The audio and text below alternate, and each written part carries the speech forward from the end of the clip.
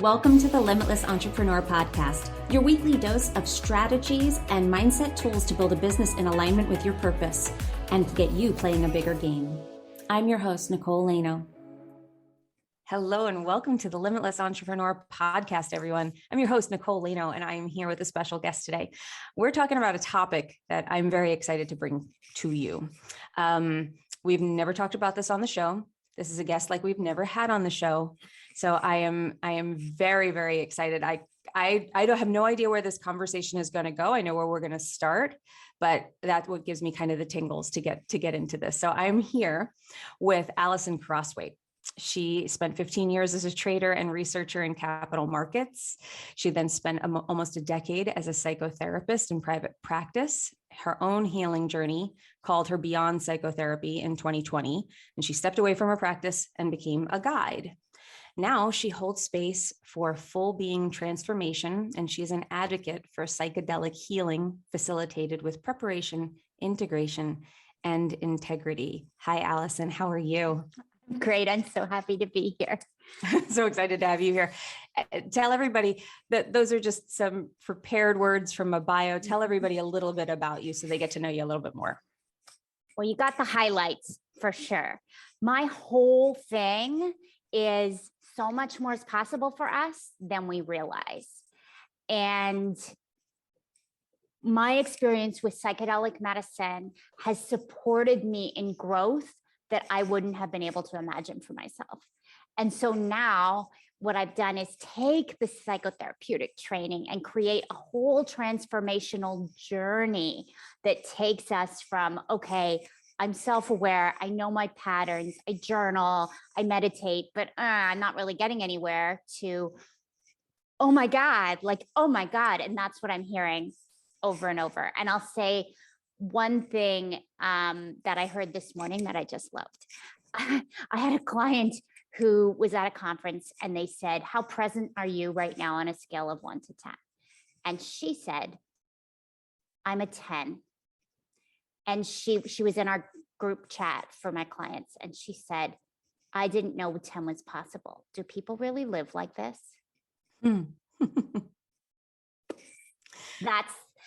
That's what I love. That's what I'm here for. So what we are talking about is we're talking about psychedelic medicine. We're talking about it, not party drugs, but doing this in a responsible therapeutic way. We're specifically speaking about, you work with Psilocybin. Is that correct? That's correct. Yes. And we're talking about microdosing, which might be the term people are hearing right now. Is that right? That is correct. And I can define that. I was going to ask you too. I was going to be like, let's tell everybody a little bit about what that is. Yeah. Usually the conversations start with the macro and then it's like, okay, what is this? So what it is you're taking a sub-perceptual, sub-hallucinogenic dose of psilocybin. And there's a specific protocol. Usually you're starting with about 100 milligrams.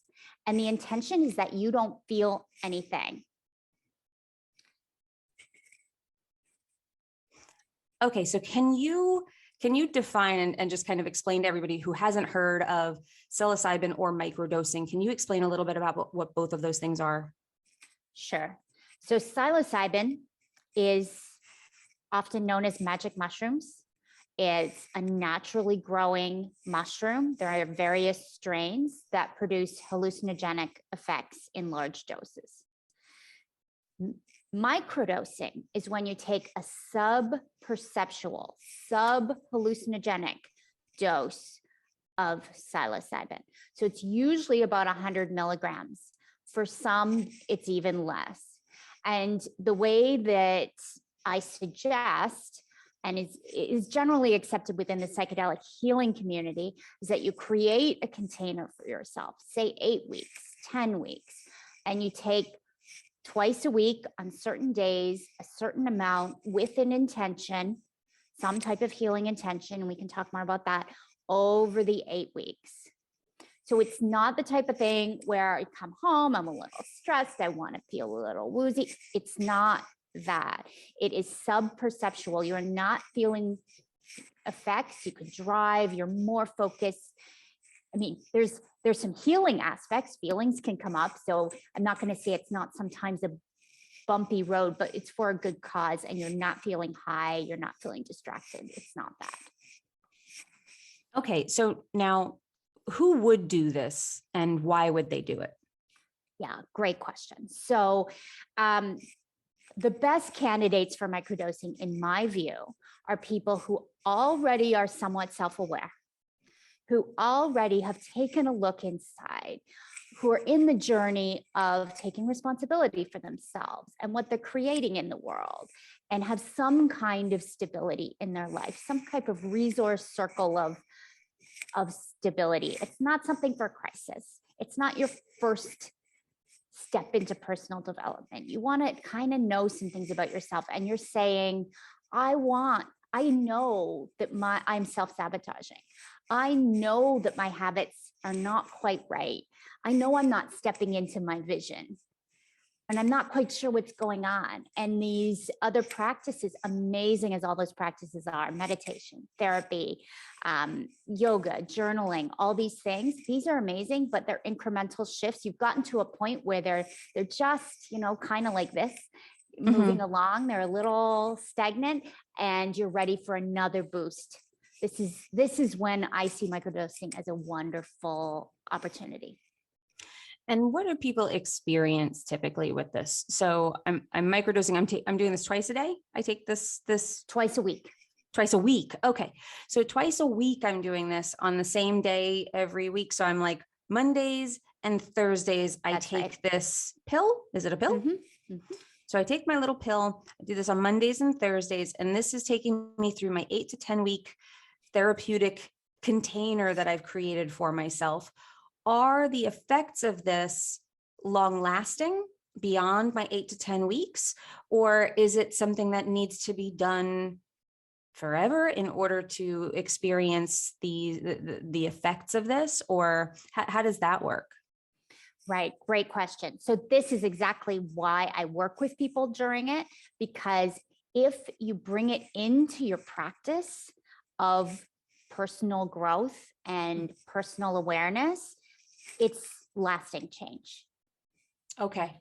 But you have to bring it, you have to integrate it. If you take the pill and you have no idea about yourself and you just do this practice, and they've done studies, they're like, microdosing doesn't work. And no, it doesn't work, because you'll feel it. You'll be like, ooh, that's cool. And then you go back to your next thing. But when you have an intention, and then you bring it, in my group programs, they bring it to the group, and people are supporting each other. And sometimes they'll, I had a client getting really agitated. She was like, I can't work. And I could see the anger in her. I knew she had anger, and the medicine was bringing it up. And so I gave her some exercises to move the anger out of her body. So you need to keep seeing what the medicine shows you, feeling what it gives you to feel, and moving through it. And then you're not the same person in 8 weeks. Like if you show up for what it provides, you are lasting change. So this is a companion to your already ongoing personal development work. Yes. You've hit a roadblock. So I'm journaling, I'm doing all the things. And we hear that all the time. We hear from people, it's like, yeah, I journal. And truthfully, usually they're not doing it as much as they seem to think they are. Just truth be told, I'm doing all the journaling, I'm doing all the things, or they're not going deep enough. So it sounds like what this sort of provides, and I want to dive into like what exactly the experience is and what changes people feel and get to, but it sounds like what this is maybe doing, because this is what I find with a lot of the people that I work with, because I teach tapping, and with tapping, I create a lot of the recordings and even though I teach them how to do it themselves, because I'm not always there with the recording ready to be like, okay, now let's tap on this. I work on it with them. But what I find with a lot of people is they're not going deep enough. They're not getting to the meat. They're still being polite. They're still dancing around an issue because we've hidden some things from ourselves, even if we know it's there. Just like I say all the time, that we're in the we're actively denying our gifts.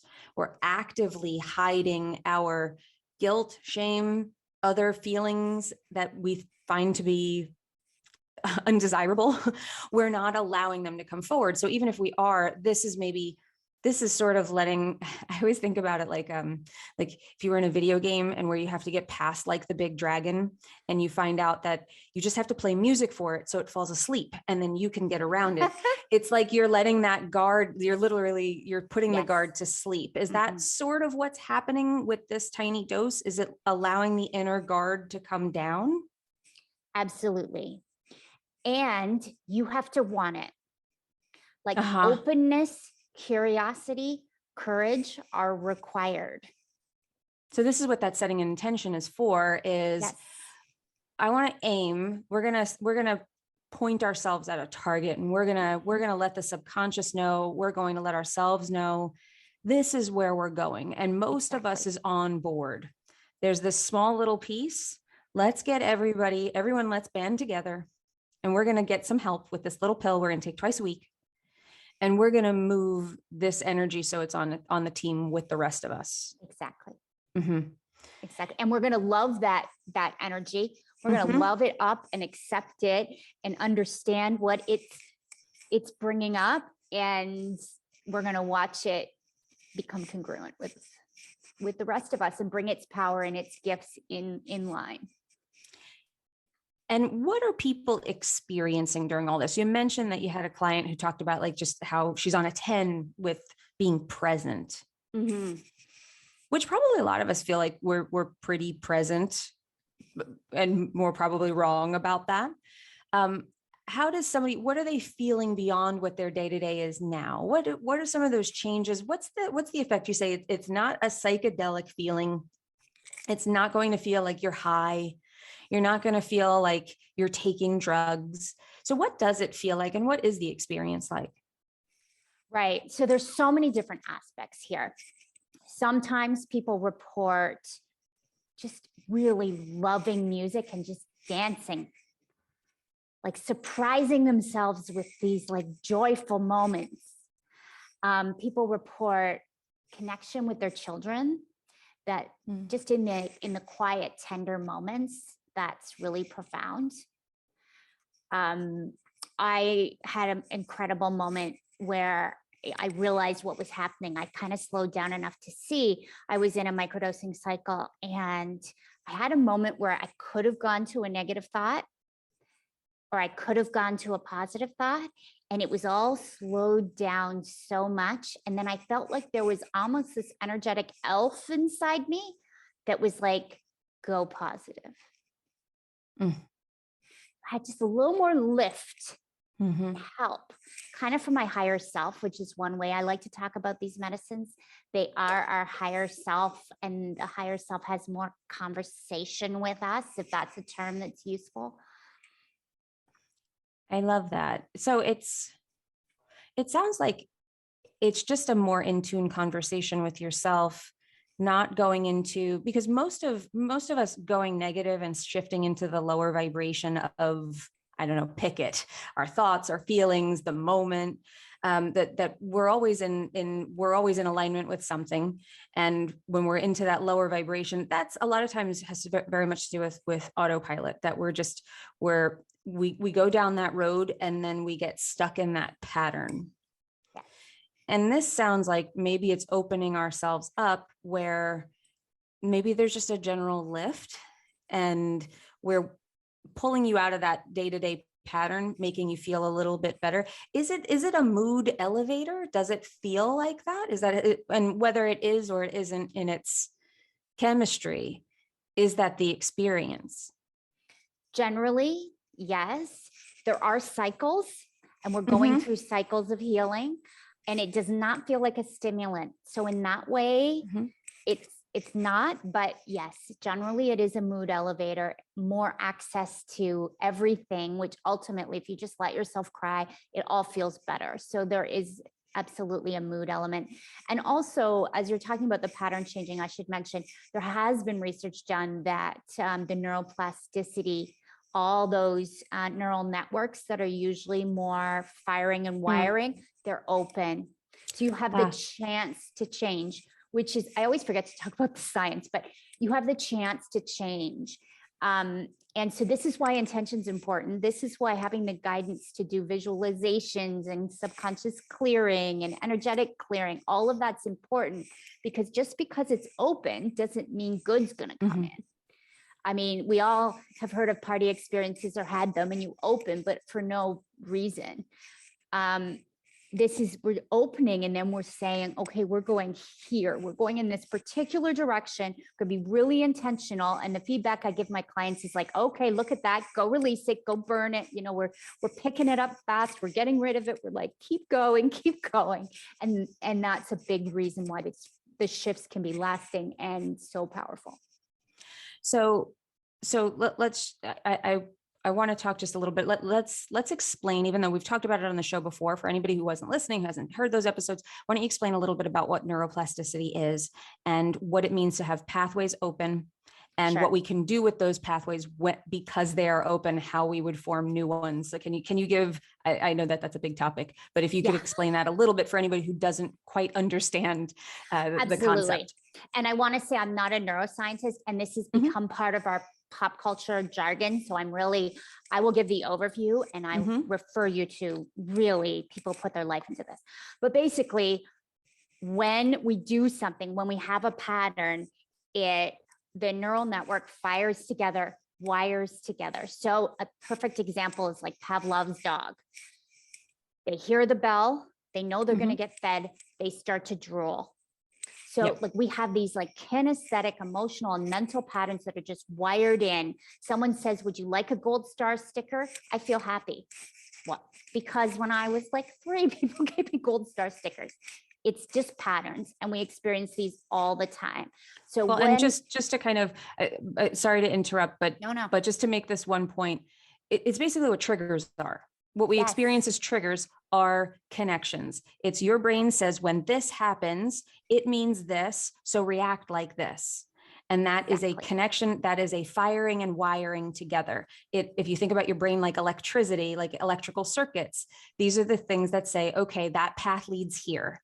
This happens, you feel this way, you react this way, that gets us to this point. And that's how we end up in a pattern and a loop where we feel we're automatically going through life. So I just wanted to bring that up. That's as like so good. It's a trigger pattern is how you experience triggers is what she's explaining right now. So I'm sorry, please continue. No, this is so good, because this is what brings people to psychedelic medicine is they say, I know my patterns, but still when my partner does this, I react in this way, then they react in that way, and we're boom. And because we can't change them just by noticing them. Right.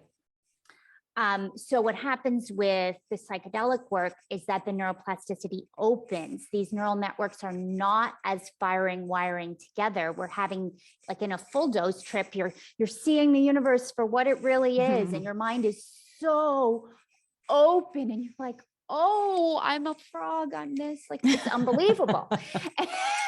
Been there. And yeah, right. And so that's when the change can happen if you're working with intention and protecting the energy and all these things. And this is also what happens with microdosing, is that change is possible. And it's like in that moment with your child or with your partner, when you might have a default mode of being a little closed, a little protective, a little in your head, a little stressed. In that moment, I remember one time I was getting gas, and I looked up at the sign, and I was like, that's a beautiful logo. I mean, it's kind of funny, but it's like we see the beauty where we've seen it a million times. Like we protect ourselves from our feelings, and these medicines allow us to open just a bit to see what's out there. You know what that made me think of? It made me think of that the saying, you have a one-track mind. That almost what you were talking about was our brains we're thinking about work, we're thinking about all of these things. So if this is pulling apart some of that, where we're opening things up, where that one track to always be thinking about work, always be thinking about the bills, always be thinking about that one track got interrupted, and it's not such a clear path. So you actually have a moment where you look at something and you see the beauty in it, because you're not just blindly and automatically thoughts traveling to the same destination that they always do, where you get to actually experience and be open to things. And just to be clear for anybody, you know, we're mentioning what full dose trips what that experience is of, seeing the world. Like, I had someone turn into a snake right before my eyes. That's a full dose trip. That is not what we're talking about here with microdosing. You're not experiencing it to That's right. even close to that level. What it's doing is we're not expanding the mind to the point of complete openness, where it sounds like the goal and what it does in these therapeutic doses is just loosens those connections of automatic patterns that we have running. So we are able, because the other part of this is when you interrupt a pattern, when we talk about things like pattern interrupts, like, okay, notice the pattern, you interrupt it. And then at that moment, you have a choice. And when you start making better choices, you start to form new pathways. And like, I almost get the visual of like, I have a green belt by my house. There's paths that they were not paved, they're walked. People walked along them enough. And then someone started walking another way. And there's a new way being made that way. Now, suddenly we can walk another way and we don't have to go the other way. That's kind of what we're talking about here. By making new choices, you can be creating new pathways. By seeing things differently, you can start to change what your automatic patterns are. So instead of being automatic down, automatic, oh no, automatic trigger, anger, fear, these lower emotions, release those emotions and create a new path to something new. Did I explain that in a way? Perfect. Okay. It's perfect. And the other reason I like what you just said is because this isn't your primary modality, but there's nothing new about this. This is just an amplification of what we already know when we've been working on ourselves. And you're bringing in, the human design, the NLP, the tapping. There's lots of pieces that it's all relevant. It's the same. It's just a bit of an amplification. This just sounds like for those people who can't let their guard down, who can't get there, who can't get past the dragon because they're scared of it, or part of them says it's not safe to go down that road. This is a twice a week pill in an 8-week container where you're putting that dragon to sleep long enough that you can continually get past it. You can get past all the other dragons and you can start to access areas of yourself that are typically locked to you. Yes. And what are some of the results that people get? So going through an 8-week container. Now, I'm assuming that while we're talking about all of the beautiful sides of it, like that logo is beautiful, I'm sure there's a lot of very uncomfortable stuff that comes out of this as well, because this is the process of releasing. Like I always say, like when people join me for tapping, I'm like, this will not be fun. Right. But it will be worth it. Exactly. So can you talk a little bit about that, about what the experience is like real life for, you could use examples or you could just speak about it more generally. Yeah, for sure. So we want something. We're standing on the mountain, we look up and we want something. And then we take a step towards it. So for example, microdosing, we enter an 8-week container. Then everything that keeps us from that place that we wanted to go up there comes up. Or said differently, we have to climb the mountain. So many things can happen. And this is where a group is really powerful because you can see humor, you can support each other. The anger that I spoke about can definitely rise to the surface. I get that report a lot. Anger that you've been kind of pushing away and it's been okay to push away, you have to figure out how to deal with because it comes out stronger. So the medicine asks you to create tools and it had to have acceptance for your own anger. And if you move anger, it moves, it doesn't stay. But many of us, especially women, have been conditioned not to show it. So that can be bumpy. Tears, definitely tears. Sadness, grief. Grief always comes up for me around this, and it's so important, and we don't want to feel it. The other thing that happens is when you're not aligned in your life, whether it's work or personal, this will become more clear. This isn't always what we want to see. And if we're talking about the dragon, for many of us, the dragon is either a relationship that's not working and we're stuffing it down, or it's a job that's not working and we're stuffing it down. I mean, I hear this every single day on my discovery calls. These are the two things we ignore. Also our health. Our health could be something we're not paying attention to. And the medicine's going to be like, hey, you want that great self-worth, or you want to attract all these clients? You got to look at that. And it's like, no, I don't want to look at that, but it's okay. It comes up. It's okay. It's never the way we think it's going to be. And it always works out magically, but it's bumpy. But yes, I'm sure but if you consider, I guess the question is always, well, do you want to stay where you are? Exactly. Or like, if I told you that paradise existed down that road, but there's a bunch of potholes. There's a big like drop. There's water. There's all sorts of stuff that we're going to go through. And there's some stuff that I don't even know that might come up. But I promise you, you'll get through it. I promise you, you'll be okay on the other side. And it's paradise over there. But you've got to take that route. There's no other way to get there. The only way there is through.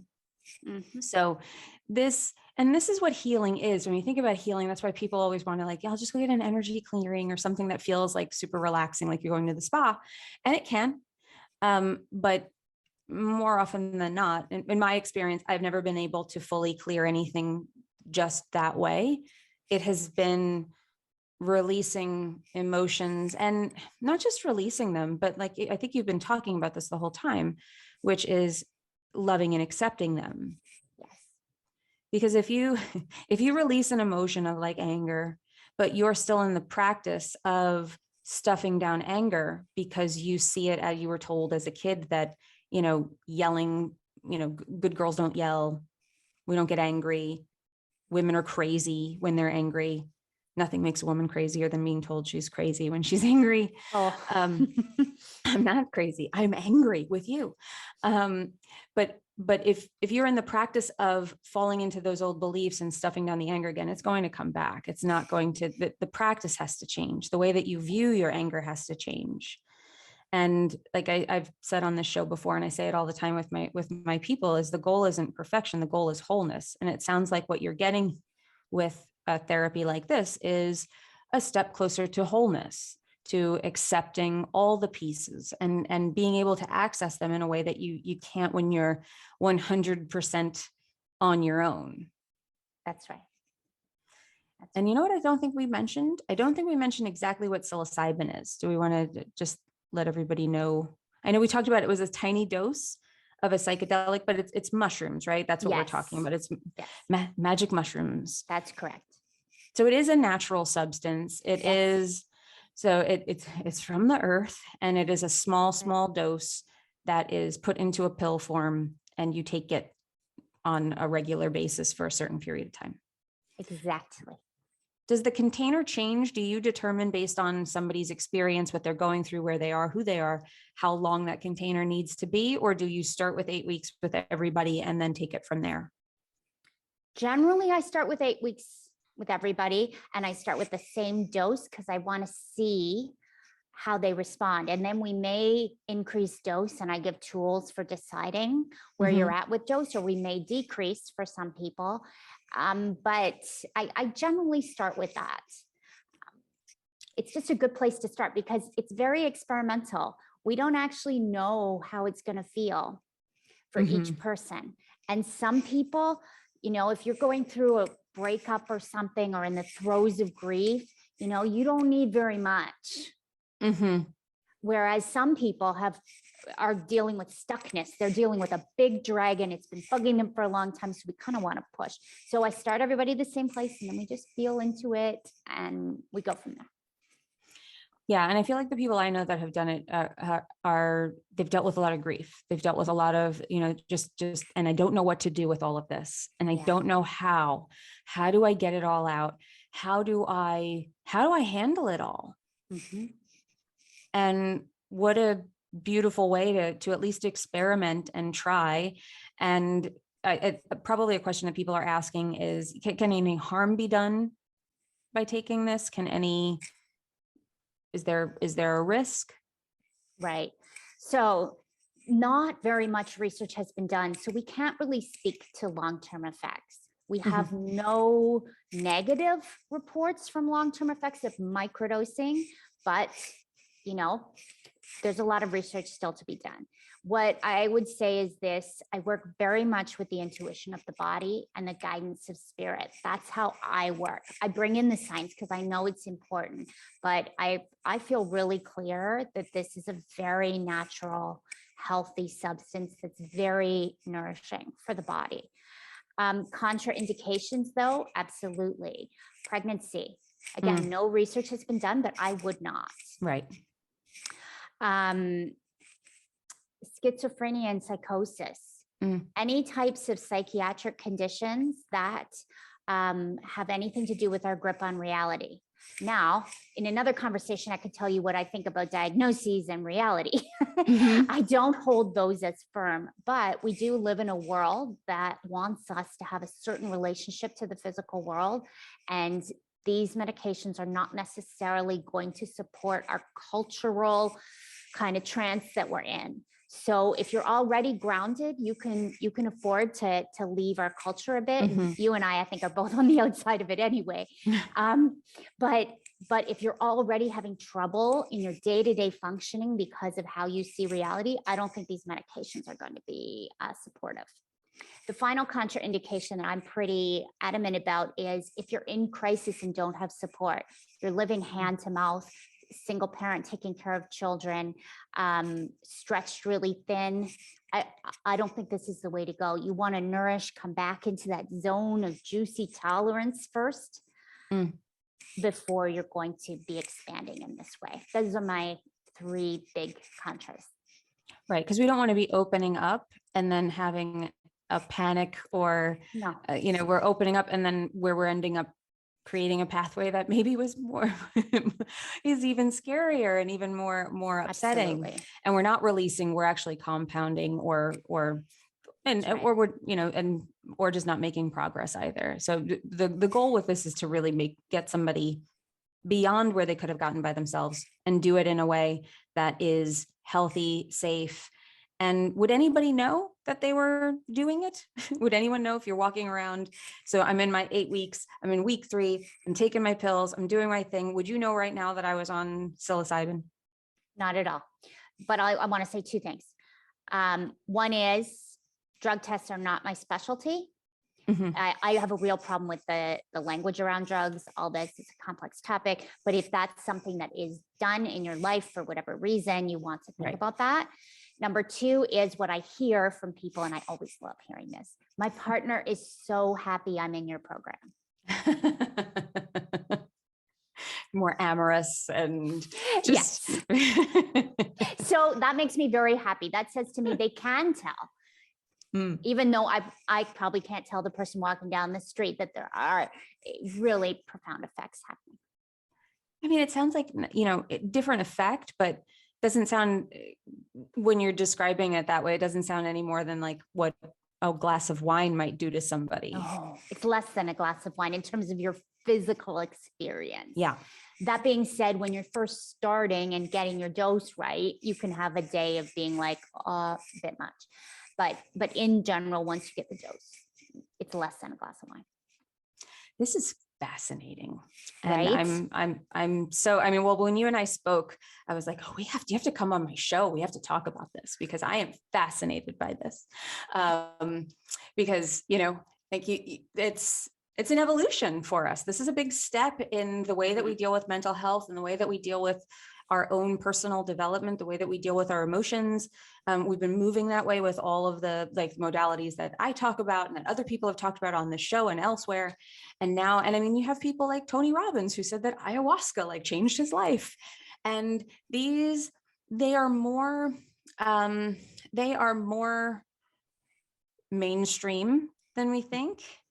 And I think they're different than, and my goal with this and talking about these things on the show is to just get to open everybody's mind to seeing these things a little bit differently. I have not experienced them personally myself outside of non-therapeutic uses in my younger years. But we had Jesse T on the show, Jesse Tedisco. I forget what number episode where he talked about some of this, but not about microdosing, about just plant medicine in general. So there's two opportunities here for us for you to hear about this and explore this topic a little bit more. And if you're interested, I highly recommend you reaching out to Alison and hearing more about her work, about your work, Alison, and the way that whether someone is a good candidate, whether this is the right path for them. Mm-hmm. Mm-hmm. And I'll say this, I welcome hearing from anyone. And I think women have been underserved in this area in terms of the education around it. And I'm real, you've got Tim Ferriss, you've got Steve Jobs, you've got Tony Robbins, you've got Mike Tyson, like a lot of hyper masculine energy around the psychedelics, and they all have incredible gifts. But what I find is women are quite nervous and they say, but I have kids, I have responsibilities. And absolutely we do. And we want to work differently. And these medicines are extremely supportive of us. And in fact, women are carriers of these medicines for many years. And I'm really passionate about helping women connect with them again. Well, and if you're on a journey and if you are a seeker and you feel like you've been kind of maybe circling the same spot of the path for a while, then and check in with yourself. Does this feel interesting to you? Does it feel maybe a little bit scary, maybe a little bit nervous, maybe wondering, but does it ultimately, if you asked your intuition, is this calling to me? Is this something that might be something that can help me? So I encourage you to be open-minded about it and do your research and find out a little bit more if it's intriguing to you. But thank you for being here and sharing all of this with everybody. I appreciate it. It's a pleasure. You're just, I appreciate your openness and your articulate way of talking about the journey. It's so spot on. So thanks for having me, Nicole. Thank you. Where can everybody stay in touch with you and find out more about you? Sure. So I'm on Instagram relatively frequently, Alison Crosthwait. Just Alison Crosthwait.